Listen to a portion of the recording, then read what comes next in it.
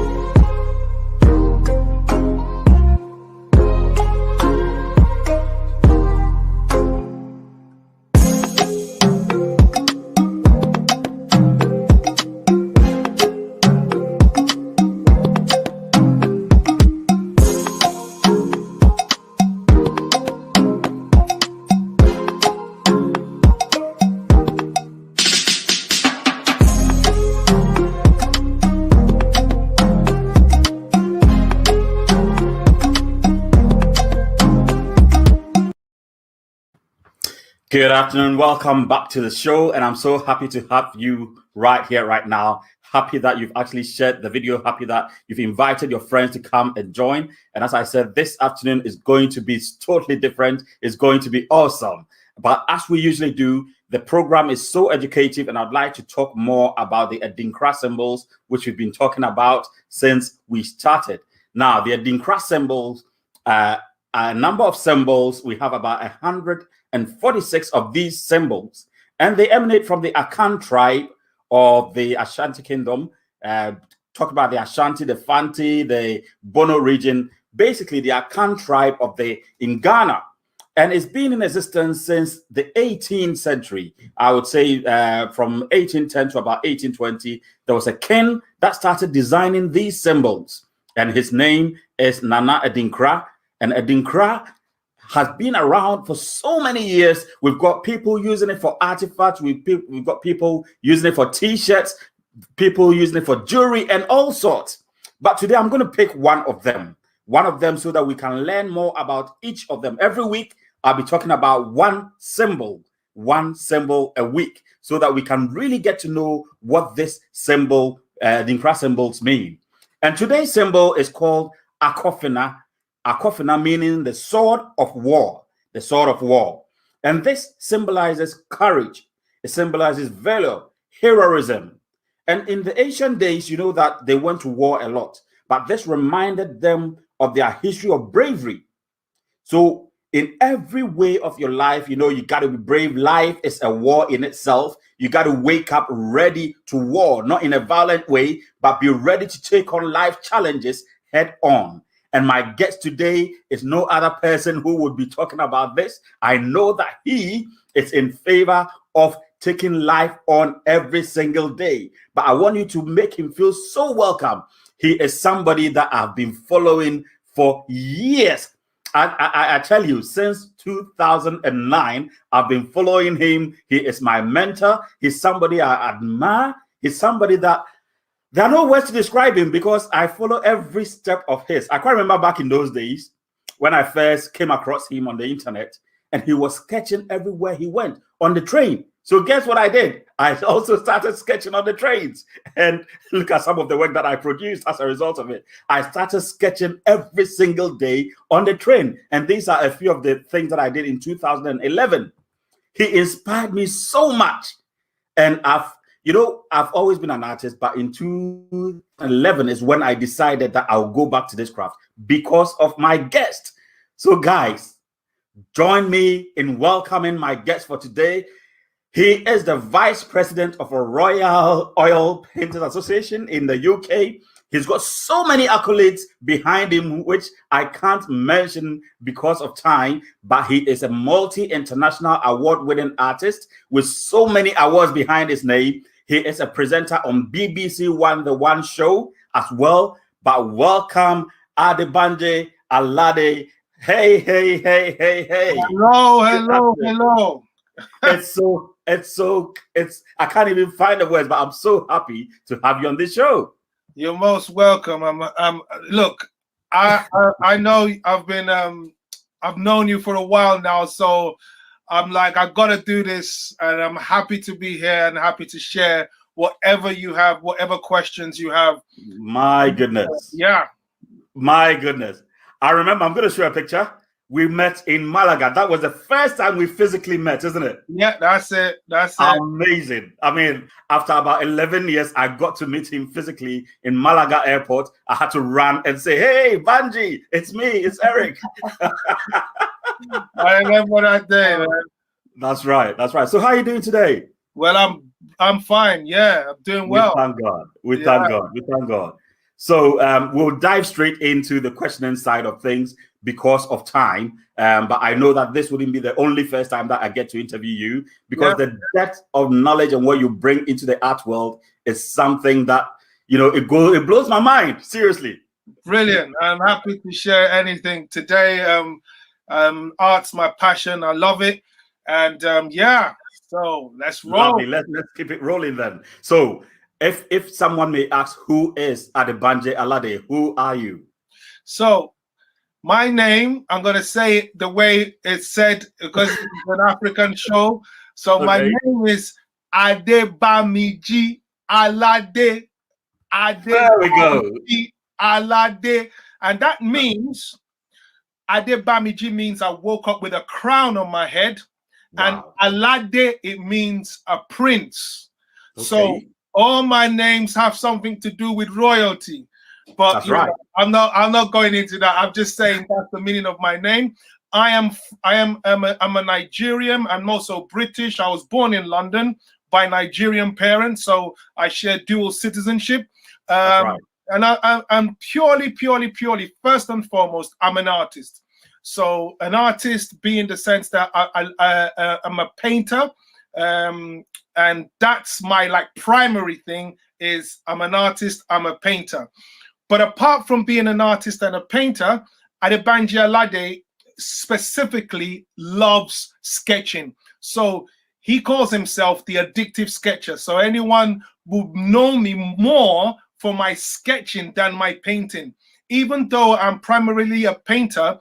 But I believe sketching is the key to all arts. So mainly I'm more, I would say I'm more of a sketcher. All my paintings start with a sketch. Everything I do starts with a sketch, addictive sketcher. Apart from that, I teach art. So I teach in two art schools. I teach at the Heatherley School of Fine Art. I also went to the Heatherley School of Fine Art from 2003 to 2005. I also teach at the Art Academy in London, and I teach in both schools, both art schools. I teach drawing and painting from a life model or life figure, portraits and figures. Then another thing I do is motivational speaking. I like to inspire the upcoming generation. So I go into schools under an establishment called Learning Performance, and I deliver tailor-made motivational speeches and workshops for students so that they can use their right brain, not only left brain, but their creative side in their studies. And I do that a lot. I also run my own workshops and deliver demonstrations to art societies and schools and people on one-to-one.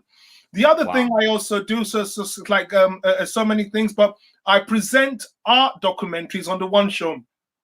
Whenever they need an artist to present an art documentary where they also want some drawing or painting to be done alongside the presenting, then they get me on board, because what they like is the variety that I bring them. I'm not only reporting about the event, sometimes I include my sketching and drawing and painting with the presentation, and that has helped a lot. And I belong to 2 art societies, no, 3 majorly. The Royal Institute of Oil Painters, of which I'm the vice president, the Chelsea Art Society, and the Guild of Fine Art Nigeria. That's a prestigious society in Nigeria, which I think I was elected way back in 2014. So that's me in a nutshell. I'm a family man. I'm married to Ruth, and I have 2 children. Joshua is 15 and Kezia is 11. We live in Gravesend. My studio's in Chelsea. In a nutshell, that is me. Yeah. That is an amazing summary of who you are. And I know that you've reserved a lot more, because I know there's more to it. But hey, there we go. A man of many talents. You've just described so many things within your what you've just said: motivation, art, presenting, everything within this package. And God has blessed you a lot, and I'm so happy to have met you in my lifetime. Oh, I'm happy to have met you too, Eric. So have you always been an artist? Look, ever since I was I would say 6 or 7 years old. What happened was my cousin, his name is Tunde Oladejo. That's right. Early on, I don't even know where he is now, but we used to live in Hackney, and he was an Arsenal supporter. And when we visited their house then in Hackney in London, and this is in the 70s, I was only about 6 or 7 years old, he started introducing me to Arsenal.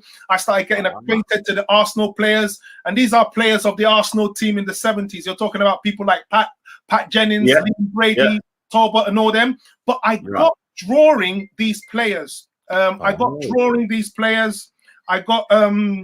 sketching these players. Then I discovered a comic called Roy of the Rovers, where the comic is all about football players. About football, right? Sketching and drawing exactly what I was seeing in the comic. So from the age of about 6, 7, 8, I was already drawing comic things, and football got me into that. So ever since then, like the age of 8, I say 6, 7, 8, I would have said I was into drawing. Okay, that's right. So the artist part of me came later on in life, because when you finish secondary school, you're going to have to start making choices. What are you going to study and all that? And when I finished secondary school in 1989, prior to that time, some events had happened in my family which were not the best of events. I'd lost my elder brother in 1988. I lost my father the very year I finished secondary school in 1989. And I lost my mother. She losing her firstborn and losing her husband in the space of 2 years. She committed suicide in 1990. So for 3 years in my life, the most devastating situations and circumstances happened. And, you know, that kind of like shut me down, because all my hopes, all my aspirations, everything just kind of like just melted away. But I had an auntie, and she was a Christian, and she decided to, like she said, while she was teaching Sunday school in her church, that she was led to bring me in, like adopt me. That's what they will call it here. Because she didn't want me to stay and something worse happened to me. She was a Christian, and she got me to church, and she made me get saved. I'm trying to fast forward this quickly. And she said, after getting saved, you need to be sure, you need to pray to God to tell you what to do with your life. You ain't going to just pick any course in anyhow. And I remember in a youth service at the Apostolic Faith Church in Nigeria, I prayed. God said, look, I've given you a talent and I want you to go and showcase to the world what I've given you. So I wanted to do architecture before. I decided to wait 1 more year and I said, I'm going for this art. And that's how my whole art career started. I went to Yaba College of Technology in Nigeria, and that's where my art career blossomed like crazy, because there, that was like that was like the whole explosion of everything I know about art. So I would say I've been an artist since young, like all of us, all children, but it really blossomed after I got to Yaba College of Technology in Nigeria. And I can say that definitely you've lived this prophecy that came upon life. When God speaks, he does it. It comes to pass. It's always have to play a role. Definitely. You've definitely lived it, and we can all see it. And I'm not going to waste too much time because I'm so itching to see some of your works so that we can actually talk about your process, how you actually go through. And you said the Addictive Sketcher is your name. How did you come up with that name? Right. In 2012, I was approached by a company. They wanted to do a video of my life. No. How did it start? So I work for Winsor & Newton. I help promote their colors, their things like that. So there was a guy on the set when I was helping Winsor & Newton to talk about their new colors and their new product. And later on, this guy left. I think he was with Winsor then, but he left and he started his own company, and he wanted to do his own videos. So he remembered me from that, and he said, "Now, can you? I'm doing a series on people who are into creativity and career and art and stuff." So he said he wants to do a video on the life of an artist. And so I said, that's fine. And then he came to my studio for a whole day and took almost like 6 hours of footage. I mean, the video is on YouTube now. It's only about 9 minutes. It's called The Life of an Artist. It was released in 2012. While interviewing me, he asked me, what will I say I am? And in that video, just answering him casually, I said, I would just call myself an addictive sketcher. So funny enough, there was a final year student who belonged to the London School of Arts in I can't remember the very place in London, but he was doing his final year project, and he saw that video and he decided to do his final year project in film and all that on me, and he titled that film The Addictive Sketcher. And I thought, I didn't plan that. And I thought, wow, that's a good name. So from there, I imbibed the name Addictive Sketcher. And it all comes from me sketching every single day. Like, I believe I was addicted to sketching because I go with my sketchbook on the tube, the train, the bus, everywhere. And I'm basically sketching like crazy, you know. Let me just bring out one of these sketchbooks just to show you the kind of stuff I'm talking about. So I will probably just be on a train with a sketchbook like this. Oh my. So this is, so it can be the airport, anywhere. So I'll fill up the page, just fill up the whole page, just with heads of people, endless sketching. And this has led now in October this year, anyone can access a full sketchbook of mine. This is addictive. It's a whole sketchbook, so people, the world can own it now. You can see a full sketchbook of mine, and this shows the real addiction. So this book is called The Addictive. It's like his sketchbook. So the whole addictive thing is now worldwide, but it all I can't wait to get a copy of that as well. Yeah, it all started from me being addicted to sketching. Yeah.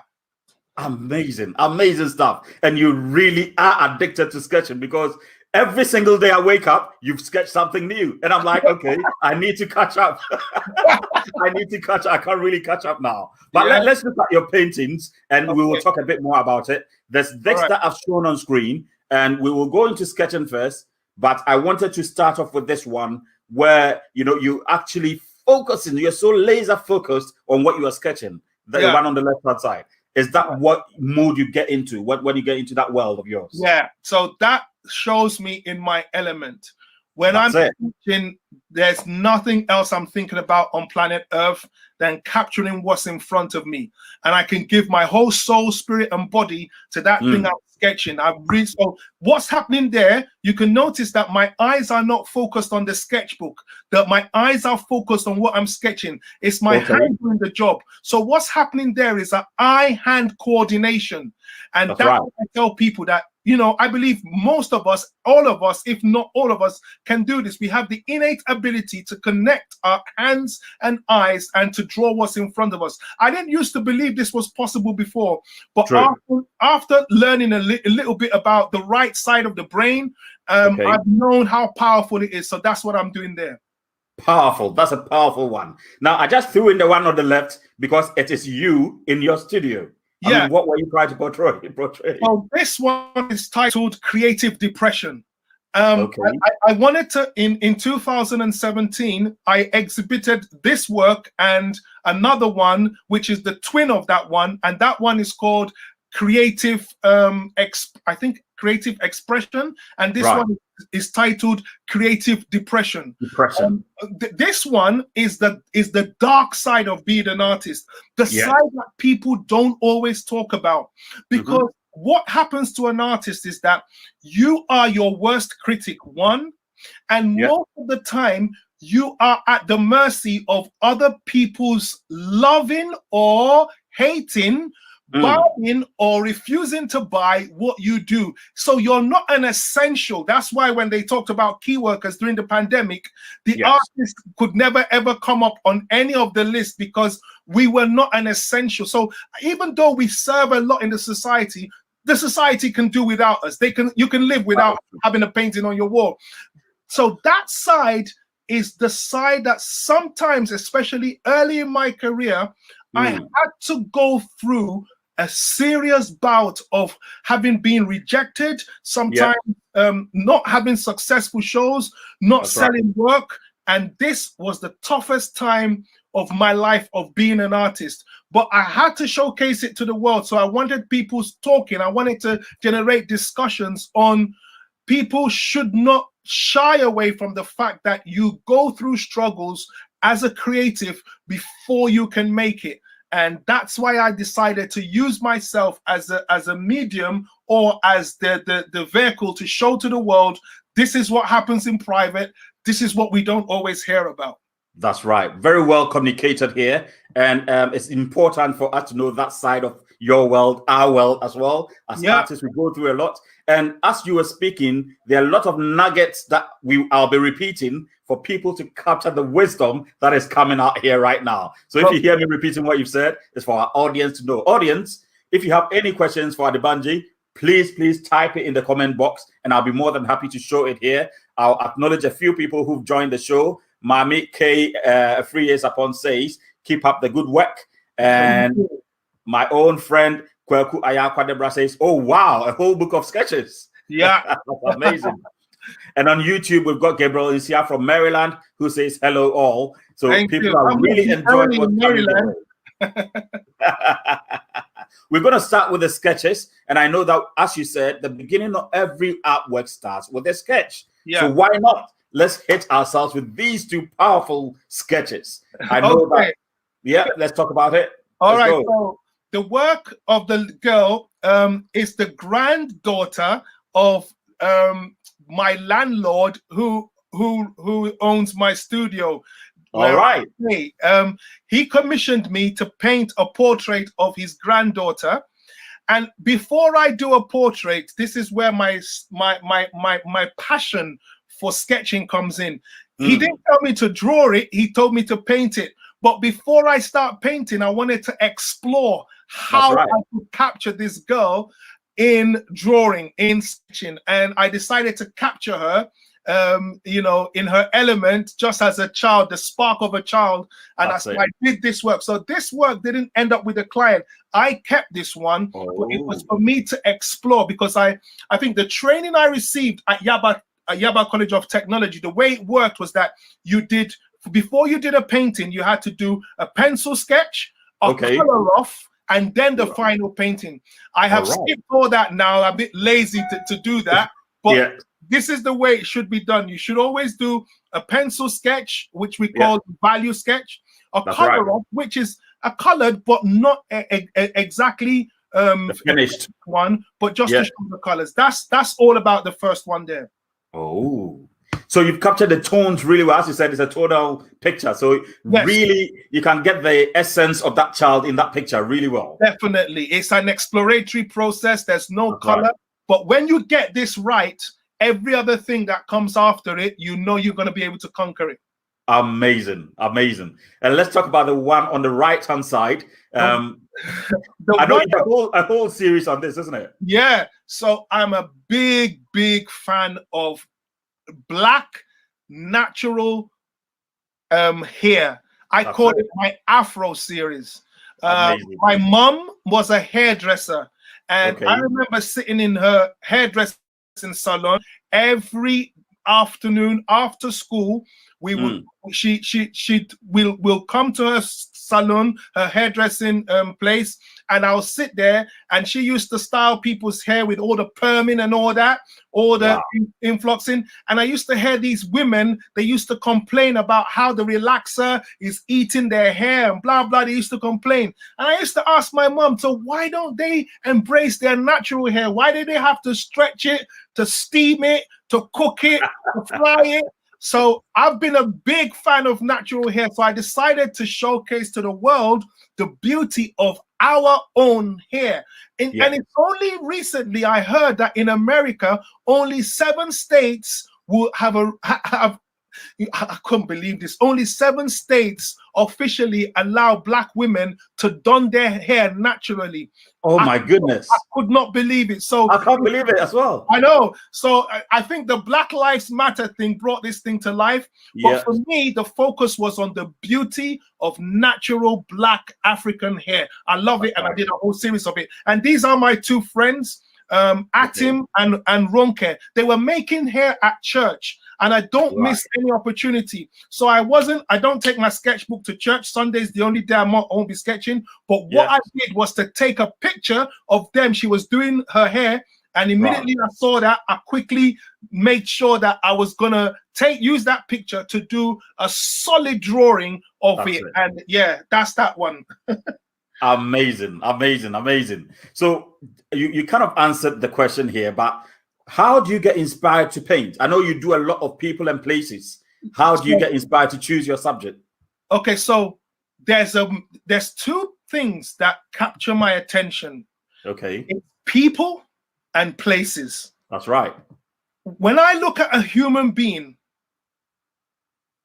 I am in awe of every human being. Like, I'm in awe of the human face. Okay. Like I could sketch people's faces all day long, because no 2 faces are the same.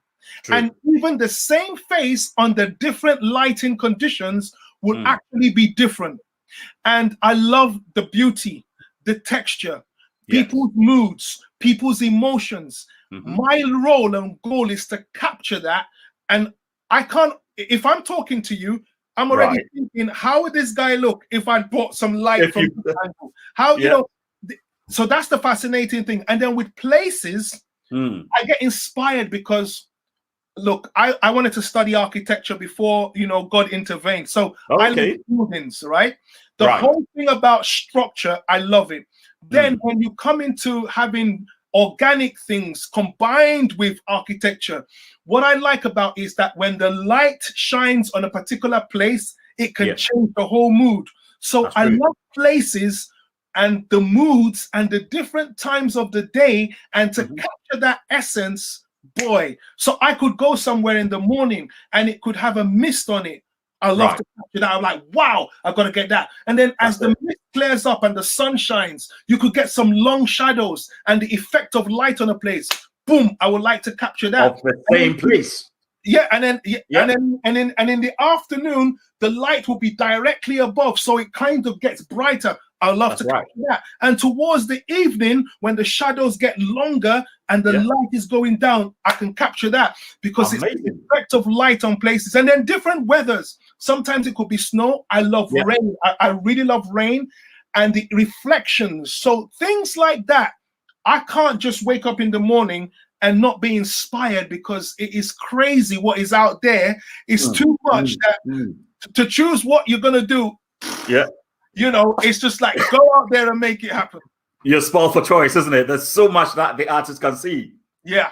So we need to capture everything. Now, when it comes to rain, and I'll be showing some of your paintings where you've captured rain, it's one of the most complex aspects that you can capture. But you do it so brilliantly. And when we get to that stage, I love reflections. I'll ask you how you do it, because you do it so brilliantly.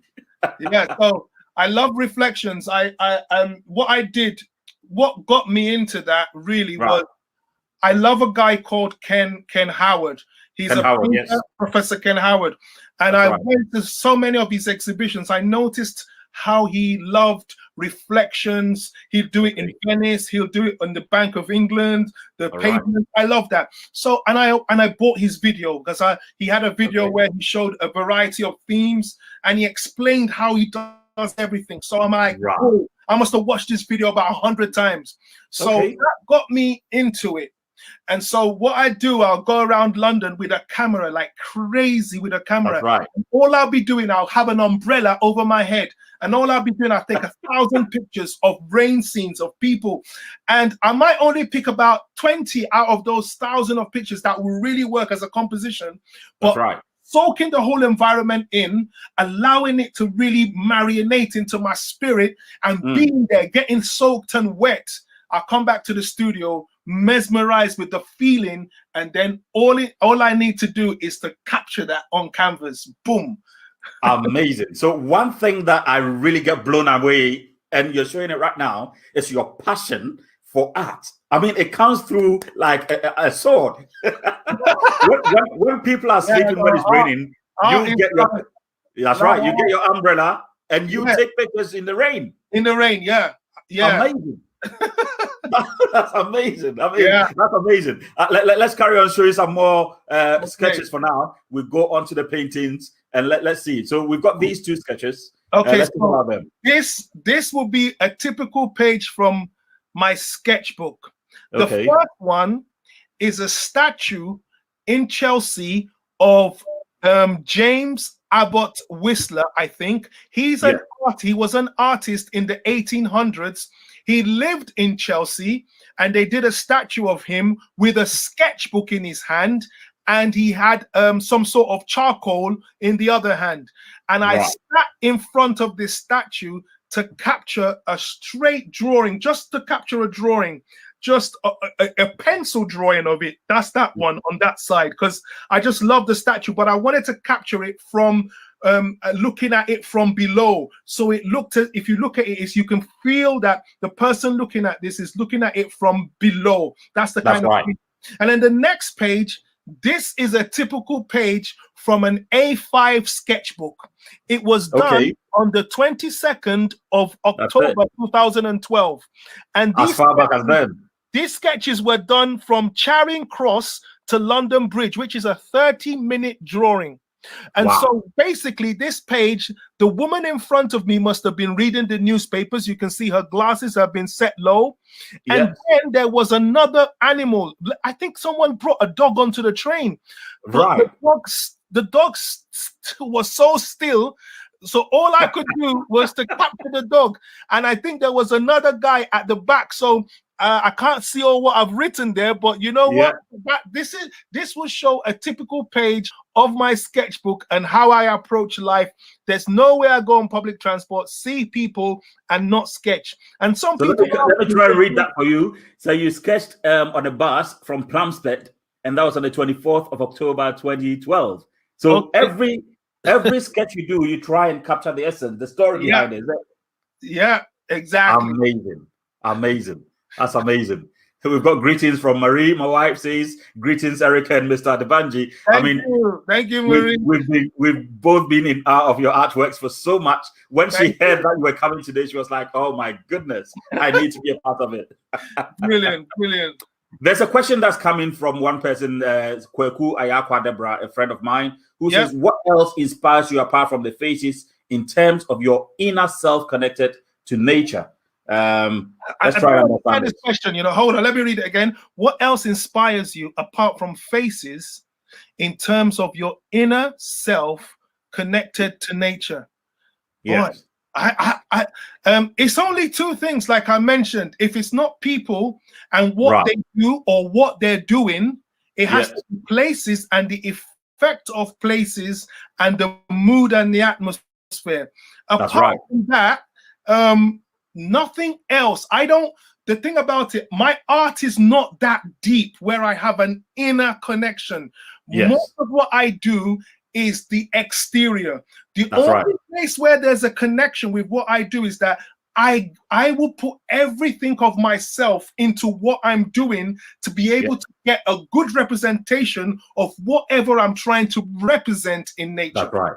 And I think you do that brilliantly well. The next sketch tells everything about it. I mean, I followed your series when you were doing the homeless guys way back. And there's more to these guys that you've captured. Can you tell us why you decided to choose homeless people at that time? Okay, so I worked before I went into art full time in 2008. I used to work for a homeless charity called St. Mungo's. They're the largest homeless provider in London at the time. So I worked there for like 9 years. I started as a volunteer, then a part-time worker, then a full-time worker with the homeless. And my job was, when they bring homeless people from the streets into the shelter, it was my job to discover the talents that they had before they became homeless. And once I discovered the talents they have before they became homeless, I would advertise in the newspapers if anyone had those skills and are willing to volunteer their time to teach these guys and get their spark back in their lives.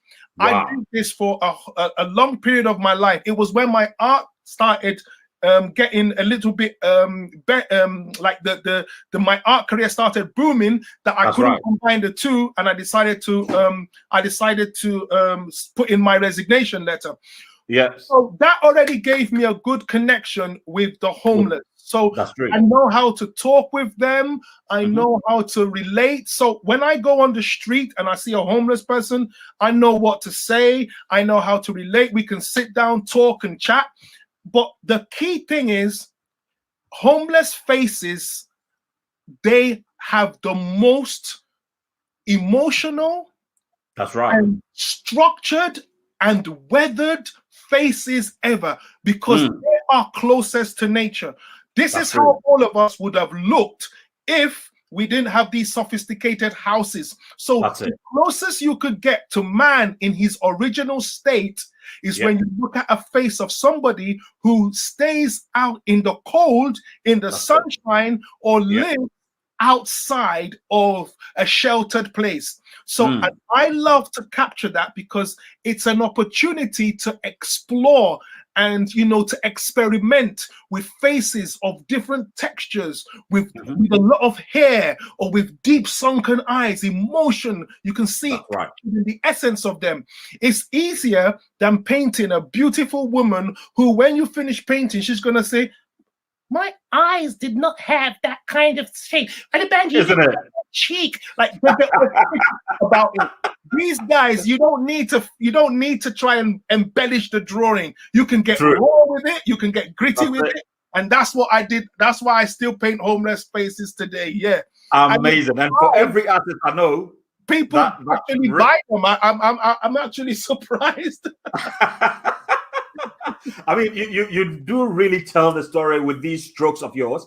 Every single stroke tells a story about this man. And I can actually feel the connection with this man that you captured right there. Yes. Amazing. Amazing. And the next one is a chief mentor of mine. He was one of the pioneer artists, or if not one of the pioneer artists in my church in Nigeria. Mr. Ajayi, he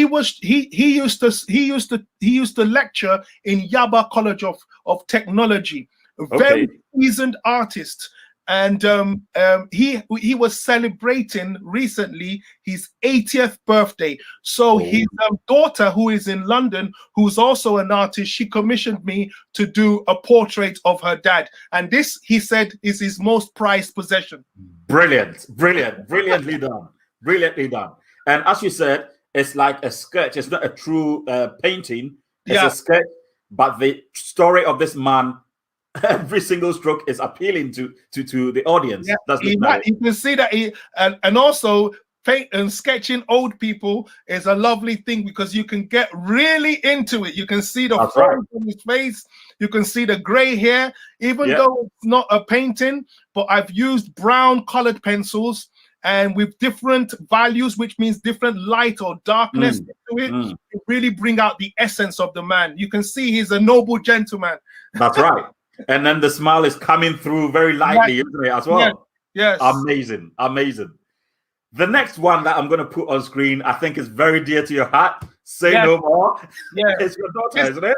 These are like, so the thing about artists is that their children essentially become their muses, their models. And that's whether that's a plus or a minus for them. The deal I strike with my daughter is that any work I paint of her that sells, she gets 5% of the profit. So then they don't complain anymore. So the first one here is when she was, when my children were born, I was so busy, but I knew I would paint them. So I took like thousands of pictures of them in different moods. And so that one there, I call it I called it the spark and the wonder. It was, she'd just finished having a bath and she had this towel over her. But you know how children look so deeply, the emotion, like there's this innocence in their face. But I exaggerated the color to show some sort of spark. It's like they always have this look. A child can look into your soul, and if you've done something wrong, you feel like, oh my days. She's seen everything. Yeah. There's that element of shock, wondering what you're doing. Yeah. So that's for that one. And then this one, this was exhibited with the Guild of Fine Art in the Mall Gallery. I think not the Mall Galleries, but I think I can't remember the exact place we had this exhibition, but it was with the Guild of Fine Art in Nigeria. They had an exhibition in London, and what I wanted to bring out here is I titled this painting "The African Doll" because most of the children growing up in diaspora, they don't have enough African dolls where the girls can play with and see people that see dolls that have been created and made that actually look like them. And so I tried to depict something that shows that she has something clutched in her hand that she can identify with, because I'm a big fan of our children growing up being able to speak the language, look like them, look like us, and also see things that they can relate to, so that they don't tailor their lives too much like who they're not. I want everyone to know their roots, especially the blacks growing up in diaspora, to know their roots. So that was the whole essence of that work called The African Doll. And that's really important to instill Africanness in our children. Yes. So very well captured in there. Very well captured in there. Let's look at the next one, which is a self-portrait. And your daughter. So this self-portrait is something that I'm not sure how you managed to capture this. Did you do it from life? No, not from life. I painted from a picture. I exaggerated the colors. And a very small painting. It's only 6 inches by 8 inches because I was doing a project to improve my portraiture. So these are portraits, all these small portraits, like the one of my daughter on the other side. I always believe, this is one thing I believe. If you want to improve in anything, you have to deliberately practice that thing. And so in a bid to improve my portraiture, I decided to embark on a project of 250 portraits, small ones, just painting my life away. God. So that's what I did. That's how I mastered plein air painting. I went to Bath and I did about 200 paintings in the space of 4 months. You just keep on practicing. It's a theory, actually. People have written a dissertation and a material on it. It's called The Power of Deliberate Practice, which means for you to master anything in any craft, you have to invest like 10,000 hours in that thing. So whenever I find myself slacking or lacking in a particular area of my art, I set up a challenge for myself and I start working endlessly. So those are the examples you've seen there.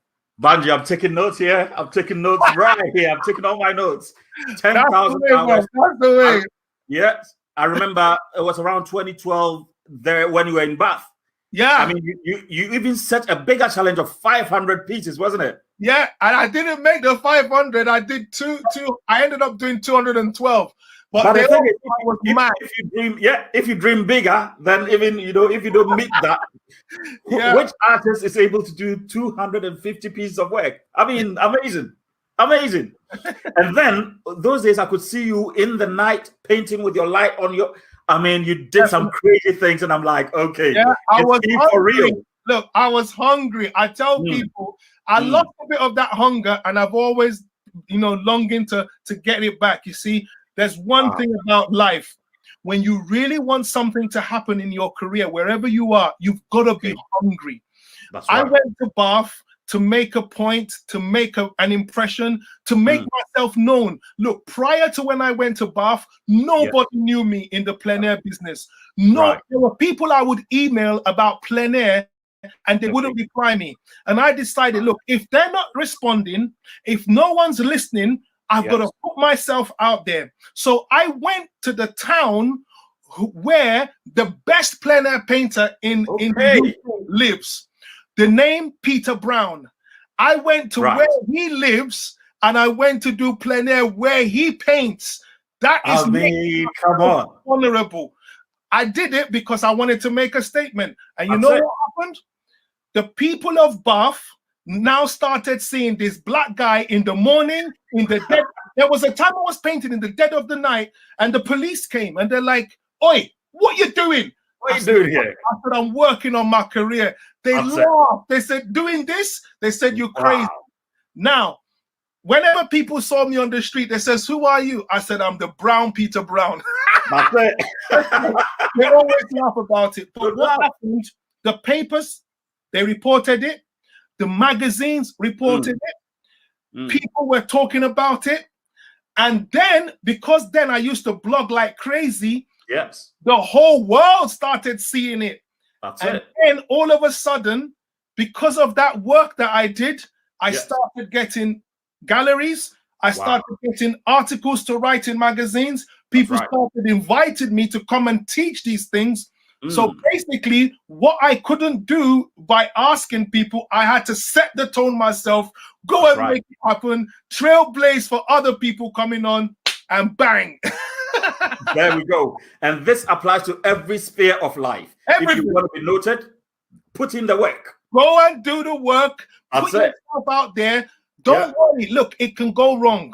But please, just do something. The thing about it, what happens to most of us is that we go into what is called freeze mode. That is when you make a decision, but you don't act on the decision. You can make a decision, I'm going to do something, but what are you doing about it? Now, the action is where the power is. Okay. I could have gone there and it could have flopped.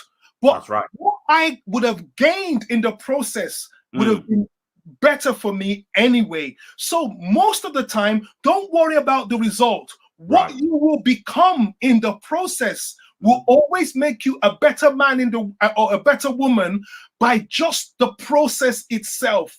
Putting myself out there, morning, night, afternoon, painting like crazy.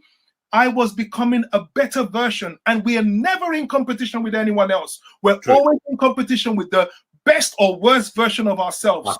So you just go out and say to yourself, this version of me, I'm going to make sure I improve on it on a daily basis. Set the biggest goal, crush it. Done. I can't wait to get more of these. Let's put this on there. I know plein air is what you talk about. And you normally center on Chelsea. What's it about Chelsea? Tell me about it. Yeah, because Chelsea is where my studio is. So it's the nearest place in London for me to explore the area. And so, like, the first painting here is Sloane Square. This one, I did it right there and then. It's about 20 by 24 inches. I painted it over six sittings, actually, because I didn't sit to paint it. Six standings, I will call it, but it's 6 different days. I was trying to capture the grayness, the gloomy grayness, In a London day when there's no light and it's just dead and gray, that's what I wanted to capture there.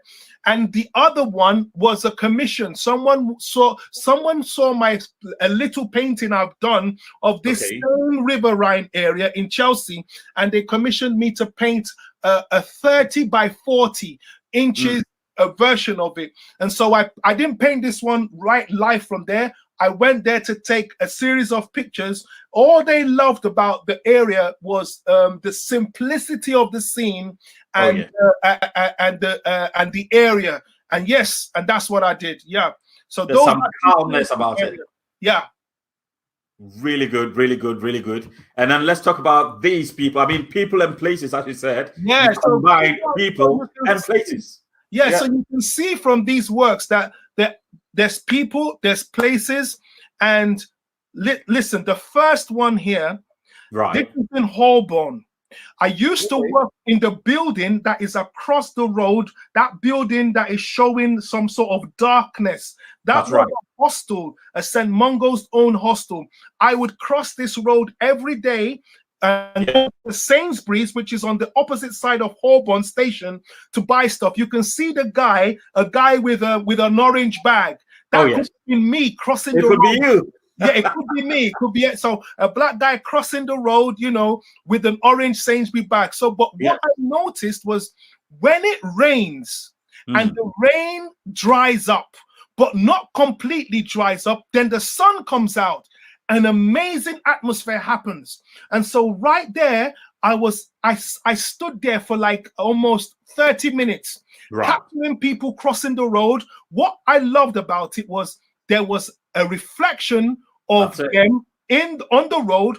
They also had shadows. Yes. And there was a great effect of light. Now, to capture that, I had to make sure that all those reflections looked as real as possible. This piece, one of my most successful pieces, the moment it hit the gallery, someone bought it instantly. It was the one of the fastest works. I've actually struggled to reproduce this because I've been looking for the exact feeling again in another location, but I have to be there. Is you wait for the rain. What has to happen? The rain has to finish raining, and then the sun has to come out immediately to get the reflections. To get that reflection, because it mustn't be a dead reflection. It must be a bright reflection. And there's so much movement as well. Yes, I love movement. That's why so I don't want them to look stiff. I want them to still have the feeling that they're moving. And all these pieces, if you could have zoomed in, I know it wasn't a high definition picture, but everything is painted loosely so that they're not stiff, so that they don't end up feeling lifeless. Yes. And then the next one, this is the bus. This is the nearest bus stop to my studio on Kings Road, and I'll sit at this bus stop every day to wait for an 11 bus to take me to Sloane Square or Charing Cross, where I pick the train to go home. Now, I would sit there every day, and sometimes different people will always stand in front of me. But there was this day where this lady stood in front of me, but it was all about what she was wearing. The coat that she wore, I don't know how, it just looked like some coat of the 1800s or 1900s. So I decided like this actually contrasts the other girl, who is somebody's going in front with a rucksack at the back. So that's it. More contemporary. The fact that I couldn't see her face. Yes. I titled it Waiting for You, and it was exhibited last year at the Royal Institute of Oil Painters exhibition at the Moore Gallery. What happened then was, when you put life into your paintings, it touches someone else. The woman who bought this painting, they don't disclose people who buy the paintings in the Moore galleries now because of all the GDPR. That's right. This woman had to contact the gallery. She said, "You painted my friend." Oh my goodness. Oh my goodness. Yeah, she said, "You painted my friend." She said, "My friend in London 50 years ago." I'm like, "You're joking. This is not your friend." But I can see why, because you can't see the face. So it could be anyone like that, and the coat and everything. And she said that's the reason why she bought it. So these are the reasons why I like to show a lot of emotion of what I'm feeling at the moment, put it into painting, and if I put my life into it, it would touch someone else. Bingo. That's amazing. The stories that your paintings do tell, they are so life-changing as well. I mean, let's have a look at this one, for instance. Oh, that's Auburn. That's Auburn again. This is Auburn, is it? This is me in my element. That's it. Now, I love people. Yes. I love places. Yes. I love trees. I love reflections. So this is an explosion and an amalgamation of everything that I love happening in one painting. And I title it, I think I title it London Rush Hour. And I know you love train stations. Yeah, this is before the corona, so no one's wearing masks. I'm planning to do one this year, a very similar one, but everyone will be wearing masks. Now, this one I exhibited last year at the Royal Institute of Oil Painters, and it also sold like during the exhibition. This is one of my best because there's a lot of people. There's about 40 odd people in this painting. That's right. And each of them, I tried to make sure I treated them as an individual, even though the painting is a whole. And if you zoomed in closely, again, they are painted loosely, but the attention to each person, their individuality and who they are, is what comes out in this painting. But it's not all about them. It's about the London theme, the trees, the atmospheric perspective that you can see in the distance, and the reflections, which I love so much. And everything is in one whole painting right there. Wow. Do you know what? Because of time, now, if you'd permit me, I'll carry on just a little bit, but I'm going to show a bit of some work that you've been doing in the community. Okay. Bear with me. And then not just the community, but the BBC One. Come on. Okay. I'm going to show a video and then we'll talk about it. We'll talk about it because I'm wondering how you got into the BBC. Let me play this video first. Let me play this video. Third of the way through this, but now our artist Adebanji is in West London, taking on an assignment for a significant anniversary that's taken place this week.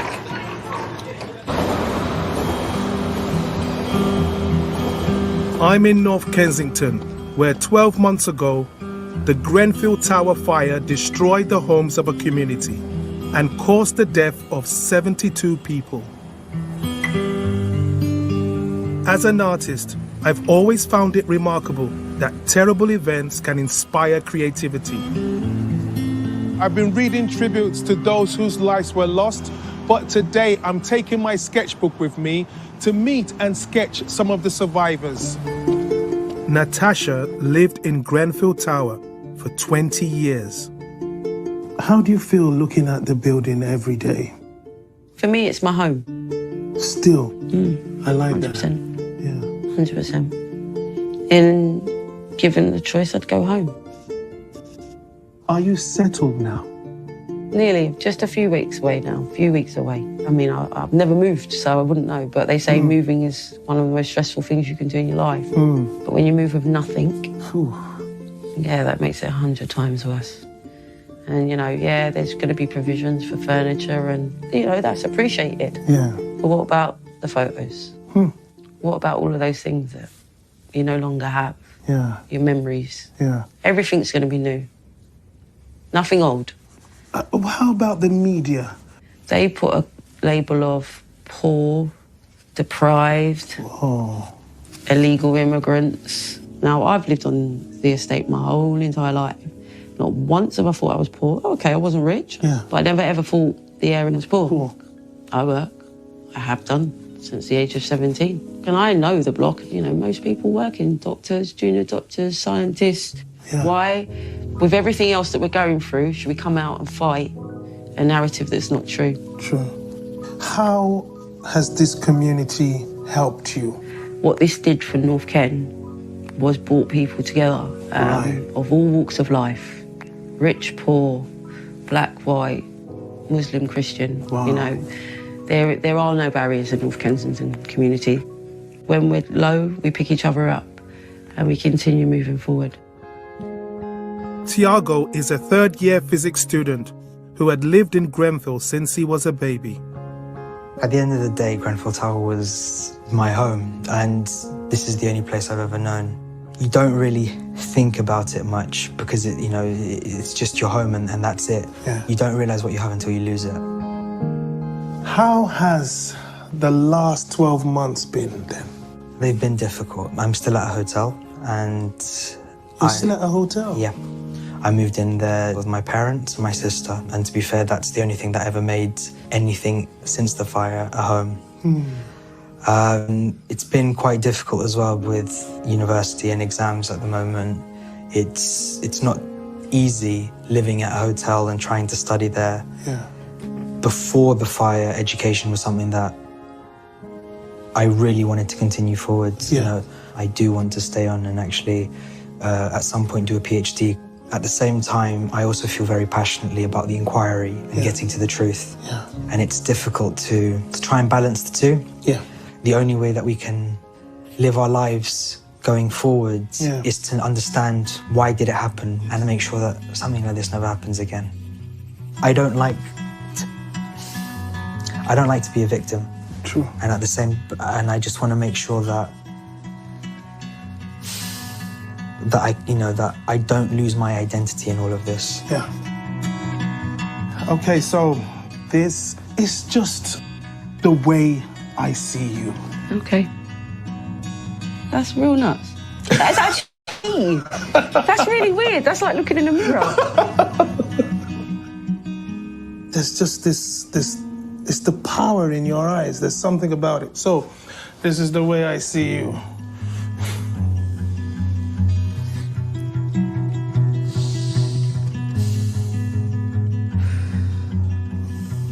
I know, I love it. Thank you so much.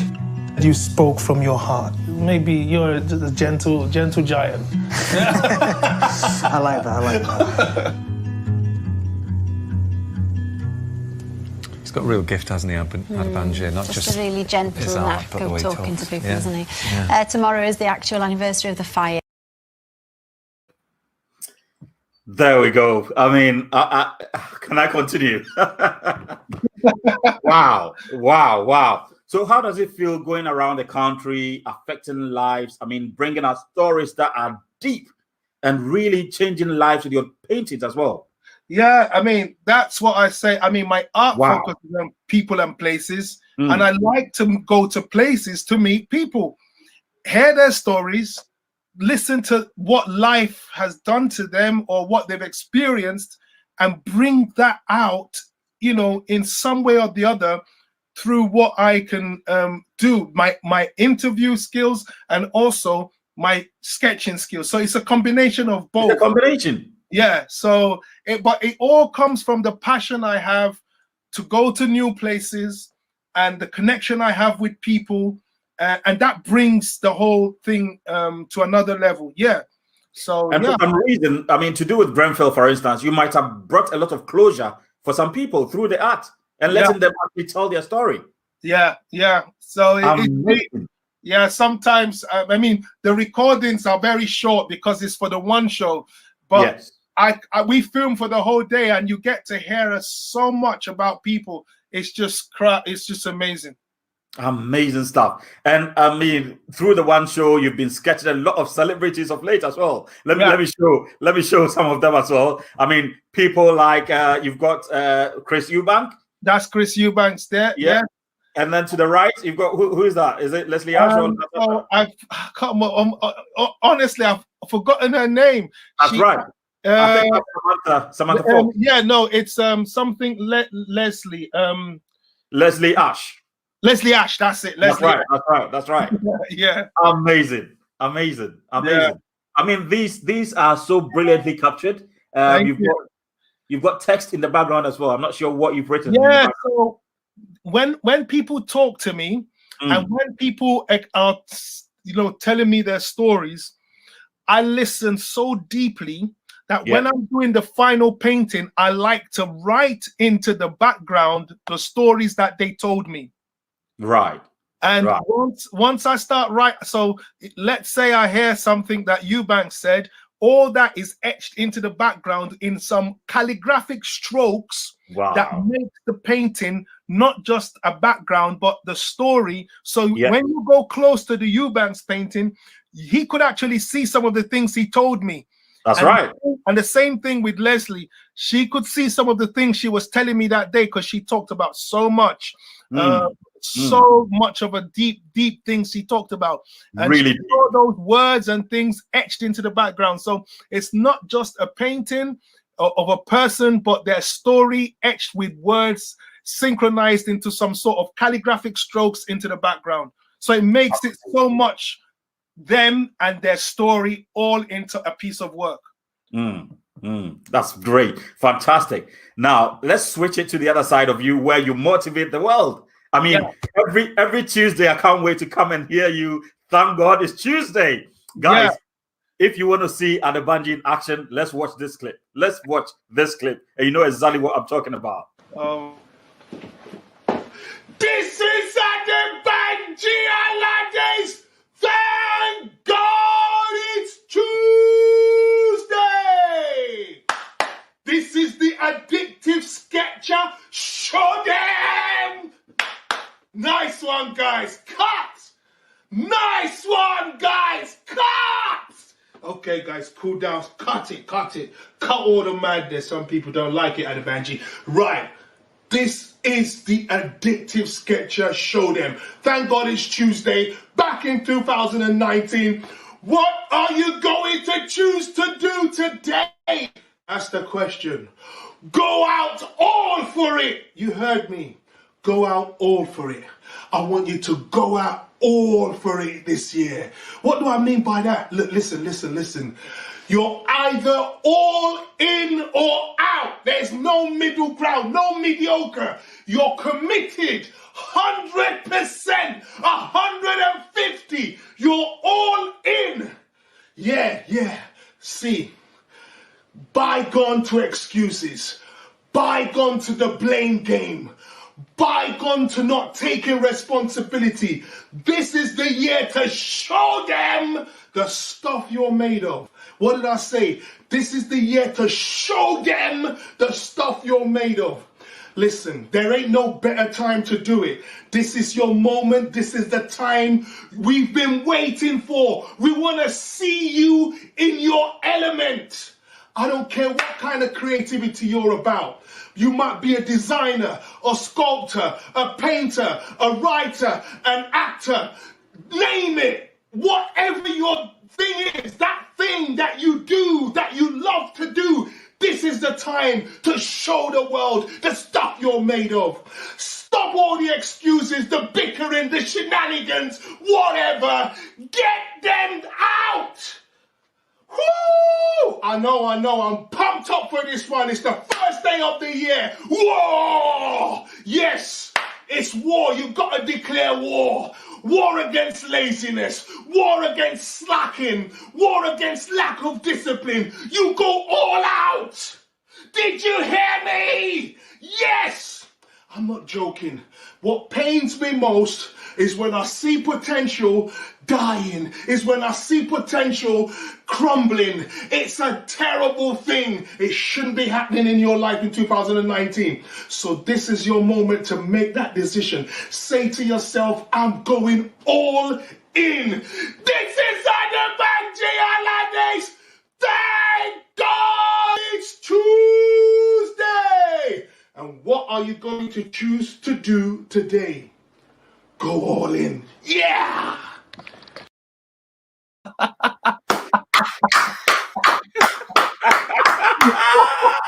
I'm telling you, I feel the energy. I'm sweating right now.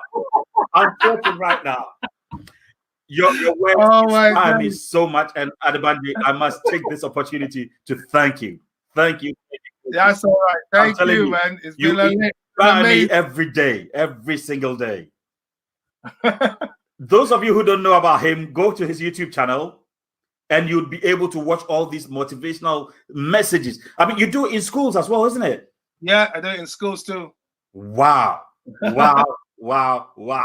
That's amazing. Because of time, I'm just going to put up your handle if people want to get in touch with you. But before we do so, there is a book that you've written. Yeah. The Addictive Sketcher. And I want people to go and grab their copy right now. Don't waste time.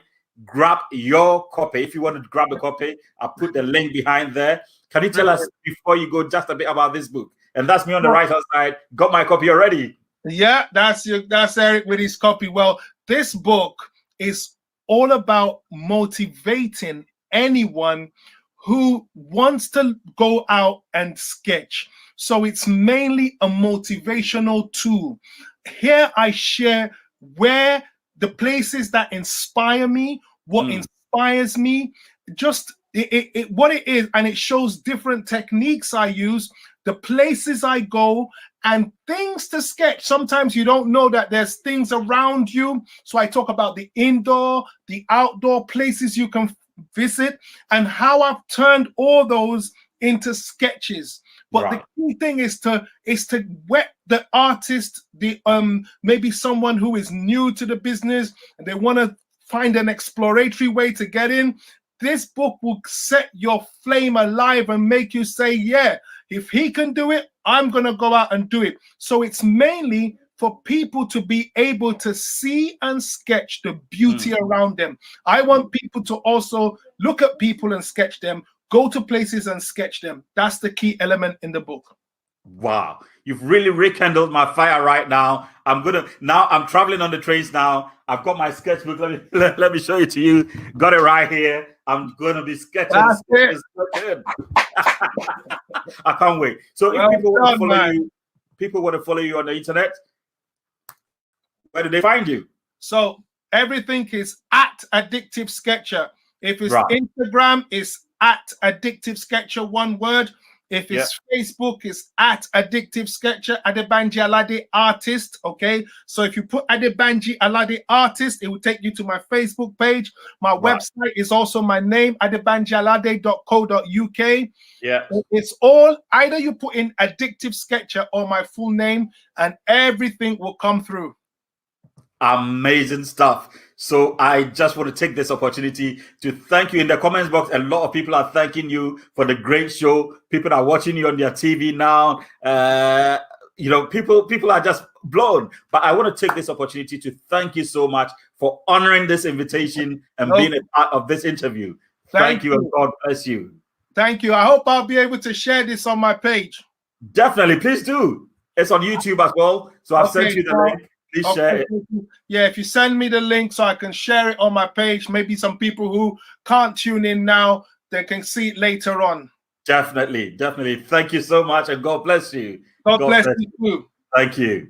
That was epic. I'm telling you, I've had interviews, but this one tops them all. I'm telling you, I'm so pumped. I'm just going to go sketching. I just want to step out and sketch right now. He set me in the mood, and I know that you also enjoyed it. But do very well to keep watching these shows, because what I do is I bring creative minds into one place so that we do not just focus on what's going on this pandemic, but we engage ourselves in the ability that God has given us to be creative. Go out there. Interacting with people is a form of creativity. Sketching is a form of creativity. Following your passion is a form of creativity. So keep doing that and make sure that you put the talent that God has given you to use. Thank you so much, guys, for joining me today. I've had a lot of friends come on this platform, and I just want to appreciate all of you who's joined me. If I haven't mentioned your name, know that you are in my thoughts. Also, do well to follow me on Facebook, Instagram, and YouTube, just by typing my name in there, Eric Amoakwa-Boadu, and I will show up. So God bless you so much. Thank you, and I will see you next week. Bye-bye.